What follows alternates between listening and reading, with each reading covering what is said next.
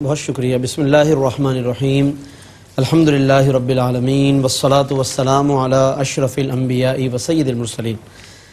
معزز ناظرین، الحمدللہ آج 25ویں پارے کے پہلے ربع کی تلاوت کو سماعت کرنے کا ہم نے شرف حاصل کیا ہے، اور گزشتہ نشست میں ہم نے یہ بات بیان کی تھی کہ سورہ حامیم السجدہ کا تسلسل جاری ہے، اور سورہ حامیم السجدہ میں اللہ رب العالمین نے کل 54 آیتیں اور 6 رکوع ارشاد فرمائے ہیں، جن میں سے گزشتہ نشست میں سورہ حامیم السجدہ کی 46 آیتیں اور 5 رکوع کی تلاوت کی گئی تھی۔ تو آج سورہ حامیم السجدہ کا ایک رکوع جو کہ آخری رکوع تھا وہ، اور اس کے ساتھ سورۃ الشورى کی مزید جو تلاوت ہے وہ کی گئی ہے۔ ناظرین، سورہ حامیم السجدہ کے جو مضامین ہیں ان میں ایک اہم ترین مضمون جو کہ آج کی اس سورہ کی اختتامی آیات میں بیان کیا گیا ہے وہ یہ کہ اللہ رب العالمین نے اس میں قیامت کا ذکر فرمایا ہے، اور اس کے ساتھ ساتھ اپنے علم محیط جس کو کہتے ہیں، علم کلی اور علم محیط، اس کو اللہ رب العالمین نے بیان فرمایا۔ آغاز اسی سے ہے، الیہ یرد علم الساعہ، کہ اسی کی طرف یعنی اللہ ہی کی طرف لوٹایا جاتا ہے قیامت کا علم۔ ظاہر ہے کہ علم اسی کو ہے، اور اگر کسی اور کو بھی ہے تو اسی کی عطا سے ہے۔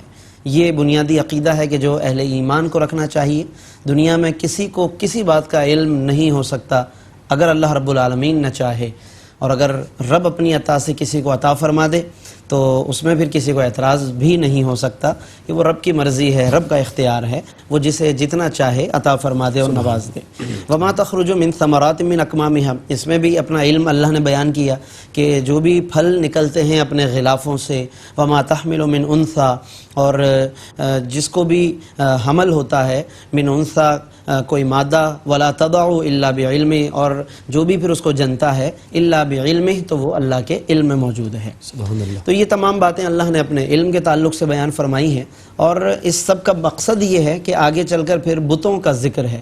تو اللہ رب العالمین نے ان ابتدائی آیات میں اپنا ذکر فرما کر کفار کو توجہ دلائی ہے کہ کیا تمہارے بتوں میں اس طرح کی کوئی خصوصیات ہیں کہ جس کی بنیاد پر ان بتوں کی عبادت کی جا سکے، وہ تمہارے کام آ سکیں یا ان کی طرف رجوع کیا جا سکے؟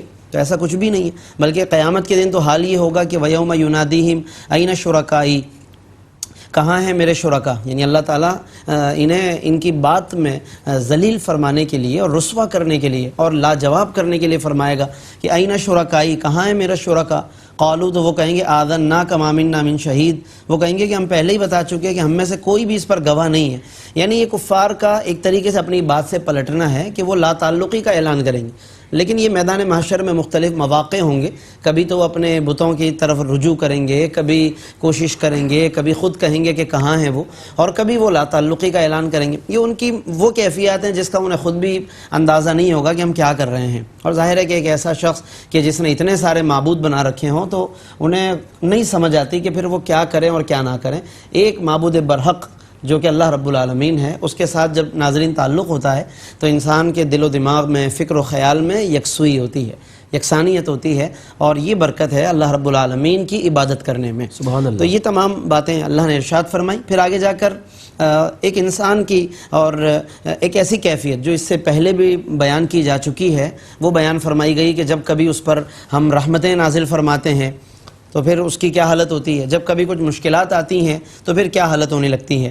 چنانچہ فرمایا کہ وَلَئِنْ أَذَقْنَاهُ رَحْمَةً مِنَّا مِن بَعْدِ ضَرَّاءَ مَسَّتْهُ لَيَقُولَنَّ هَذَا لِي، کبھی اگر ہم اسے اپنی جناب سے کچھ رحمت دے دیں تکلیف کے بعد، یعنی تکلیف دور کر کے ہم رحمت دے دیں، لَيَقُولَنَّ هَذَا لِي، تو کہتا ہے کہ یہ تو میں مستحق ہوں اس کا، یہ تو میرا اپنا حق ہے یہ، یعنی کہ وہ رحمت یا کسی بھی نعمت کے آنے پر اللہ کو بھول جاتا ہے، دینے والے کو بھول جاتا ہے، اور کہتا ہے جی میرا حق ہے یہ۔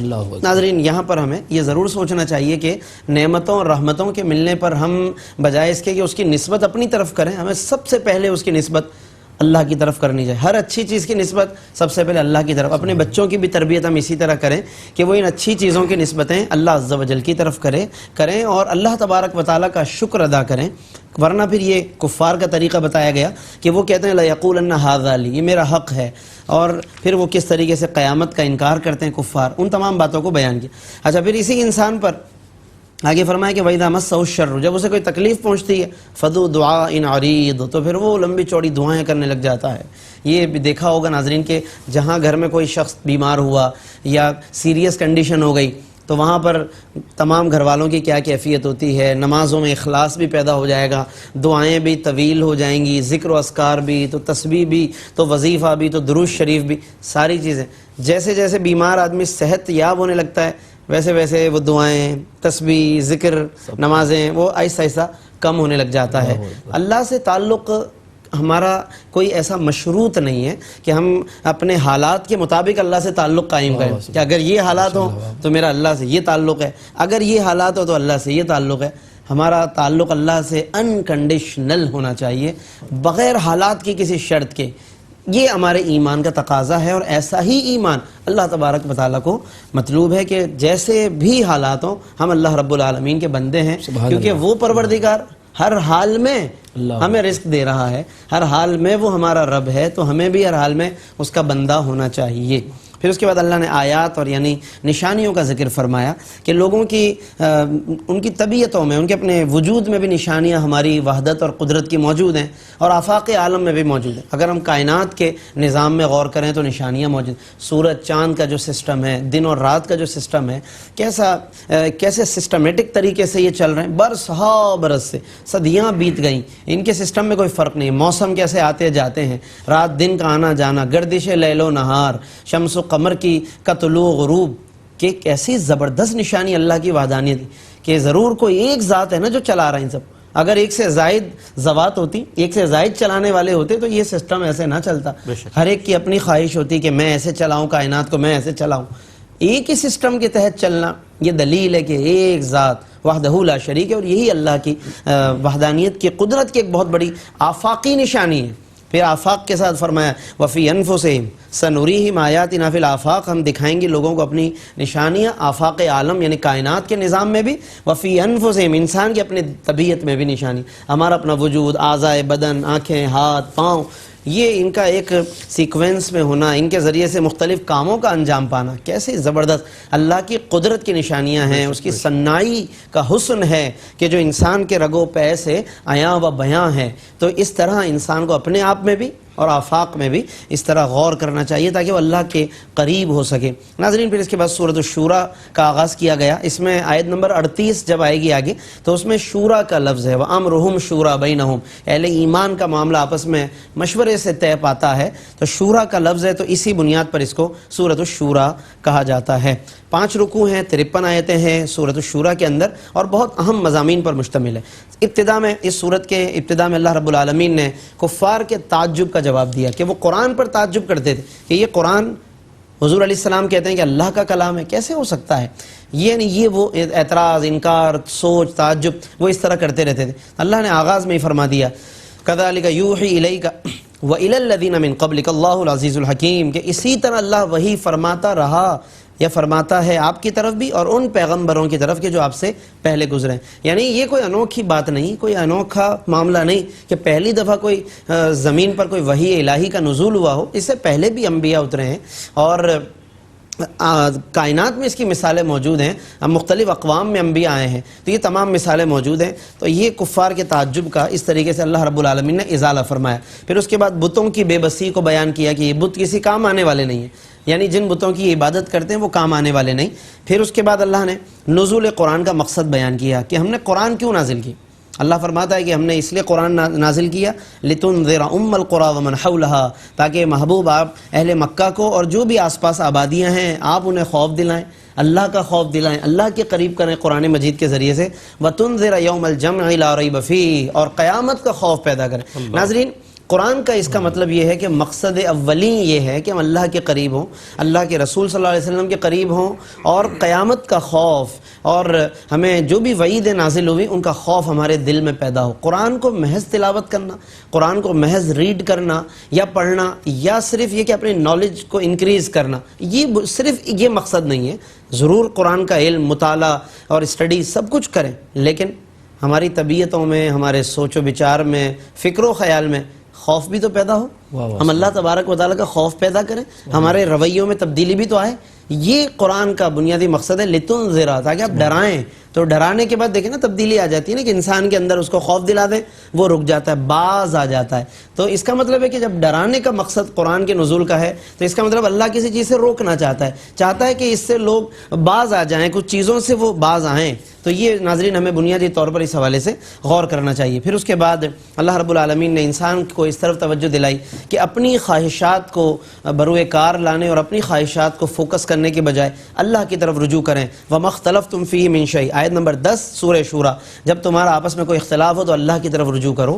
ہمارے یہاں ہوتا ہے کہ جب جھگڑا ہوتا ہے تو اپنی خواہش کو ہم فالو کرتے ہیں کہ میری چاہت یہ ہے کہ میں ایسے کروں، اگلا بھی یہی کہہ رہا ہوتا ہے. جب ایک کہے گا میری خواہش چلے گی تو دوسرا بھی یہی کہے گا، تو دونوں میں جھگڑا کون سولو کرے گا؟ جھگڑے کا حل واحد اللہ رب العالمین کا دین، اللہ کی شریعت ہے کہ اس شریعت پر ہی آ کر ناظرین اطمینان قلبی ہو سکتا ہے.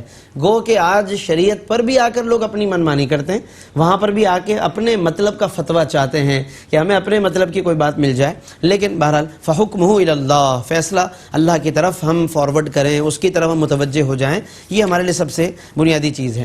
پھر اس کے بعد دین اور شریعت کے حوالے سے ایک بہت ناظرین بنیادی آیت ہے، شرع لکم من الدین ما وصی، آیت نمبر 13 سورہ شورى. یعنی کہ اللہ رب العالمین نے ہر دور میں اور ہر نبی اور رسول کے لیے ایک بنیادی جو ضابطہ رکھا امت تک پہنچانے کے لیے، وہ ہمیشہ سے ایک رہا ہے عقائد و نظریات کے اعتبار سے، اور اسی کو دین کہتے ہیں. توحید وہی پیغام ہے جو شروع سے چلا آ رہا ہے، حضور علیہ السلام بھی وہی لے کر آئے. رسالت کے اصول، معاملات، پیغام وہی ہے جو تمام انبیاء لے کر آئے ہیں. اسی طریقے سے جو بنیادی عقائد و نظریات ہیں ناظرین، وہ وہی کے وہی ہیں. اس کو دین کہتے ہیں کہ جو اللہ نے ہمیشہ سے ایک جیسا قائم فرمایا. باقی شریعت کے اندر ایک فرق رکھا کہ مختلف انبیاء کی شرائع مختلف رہی ہیں. شریعت کہتے ہیں قانون کو، لہذا جو جس نبی کے دور کے اعتبار سے ضروریات ہوں گی اس کو ایک قانون کے طور پر اللہ نے عطا فرمایا. شریعت کے معاملات کو مختلف رکھا گیا، لیکن دین ہمیشہ سے ایک رہا ہے، اور دین کا مطلب بنیادی عقائد و نظریات. لیکن اسی کے اندر فرما دیا کہ وَلَا تَتَفَرَّقُوا فِيهِ، اس میں تفرقہ مت ڈالنا. اس کا مطلب ہے کہ جو تفرقہ بنتا ہے وہ عقائد کے معاملات سے بنتا ہے، اس میں فرق کرنے سے بنتا ہے. جہاں توحید اور رسالت اور بنیادی عقائد کو الگ الگ کیا جائے گا، وہاں سے تفرقہ بازی شروع ہو جائے گی، فرقہ واریت شروع ہو جائے گی. لہٰذا ہمیں یہ سمجھنا چاہیے. اس سے یہ پتہ چلا کہ جو شرائع کے معاملات ہیں، احکام شریعت ہیں، ہمارے روزمرہ کے معاملات ہیں، ان میں اگر کچھ ائمہ کے اختلافات ہیں، ایک کا نظریہ یعنی ایک کا موقف کچھ ہے، تو یہ تفرقہ نہیں ہے. یہ اختلاف امت جس کو رحمت قرار دیا گیا، یہ اس طرف اشارہ ہوتا ہے کہ فقہی معاملات کے اندر جو وسط نظری ہے یا مسائل کا مختلف ہونا ہے، اس میں کوئی حرج نہیں ہے. تفرقہ بازی وہ عقائد کی بنیاد پر ہے، یہ ہمیں فرق ذہن میں رکھنا چاہیے. بعض لوگ چونکہ اس لفظ کو فقہی اختلافات پر بھی اپلائی کر کے اس کو بھی منع کرتے ہیں اور اس سے بھی بیزار نظر آتے ہیں، تو ایسا نہیں ہے. وہ ایک الگ چیز ہے. دینیات کے معاملات میں اختلاف ڈالنا وہ ایک الگ چیز ہے. اس کے علاوہ ناظرین آیت نمبر 15 یہ ایک بہت بنیادی آیت مبارکہ ہے، لیکن ظاہر ہے کہ وقت کے دامن میں بہت زیادہ وسعت نہیں ہے کہ اس کی تفصیل کو بیان کیا جائے. لیکن میں صرف ایڈوائز کروں گا کہ آیت نمبر 15 سورۃ الشورى کی آیت نمبر 15، اس میں 10 باتیں الگ الگ بیان کی گئی. ابن کثیر نے اس کو الگ سے ہائی لائٹ کر کے اس کی تشریح بیان کی ہے. اس کو دیکھیے گا، تفاسیر کے اندر ضرور مطالعہ کیجیے گا. ہماری اصلاح کے معاملات ہیں، اصلاح احوال سے اس کا تعلق ہے. باقی یہ کہ ایک بنیادی بات یہ کہ قیامت کے متعلق کفار اور اہل ایمان کے رویے مختلف ہوتے ہیں. قرآن نے بتایا کفار کا رویہ یہ ہے کہ وہ بس قیامت کب آئے گی، کیسے آئے گی، بس وہ اسی ادھیڑ بن میں لگے رہتے ہیں. اور اہل ایمان کو کیا کرنا چاہیے؟ فرمایا والذین آمنوا مشفقون منہا، جو ایمان لائے وہ خوف رکھتے ہیں، ڈرتے ہیں.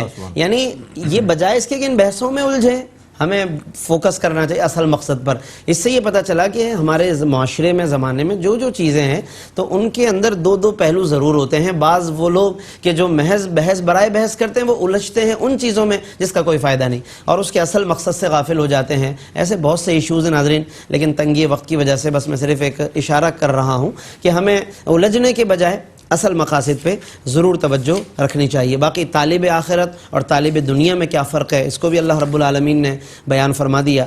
اس کے علاوہ اور بھی بہت اہم آیات ہیں، لیکن انشاءاللہ اگلی نشست میں ہم اس کو شامل کریں گے. خصوصاً اہل بیت کی محبت، یہ ناظرین آیت نمبر 23 ہے سورۃ الشورى کی. تو میں تم سے کوئی اجر نہیں مانگتا الا المودۃ فی القربہ، مگر میں اگر تم سے کہتا ہوں تو وہ مودت فی القربہ یعنی کہ میرے قرابت داروں کی محبت ہے۔ یہ ایک تفسیر ہے اس آیت کی، اہل بیت کی محبت کے حوالے سے علماء نے پھر اس کی تشریح بیان فرمائی، جس کو انشاءاللہ آگے چل کر ہم مزید تفصیل کے ساتھ بیان کریں گے۔ اللہ تعالی ہم سب کو ان تمام مضامین کو سمجھنے، ان کو یاد رکھنے کی توفیق عطا فرمائے۔ آمین۔ وآخر دعوانا ان الحمد للہ رب العالمین۔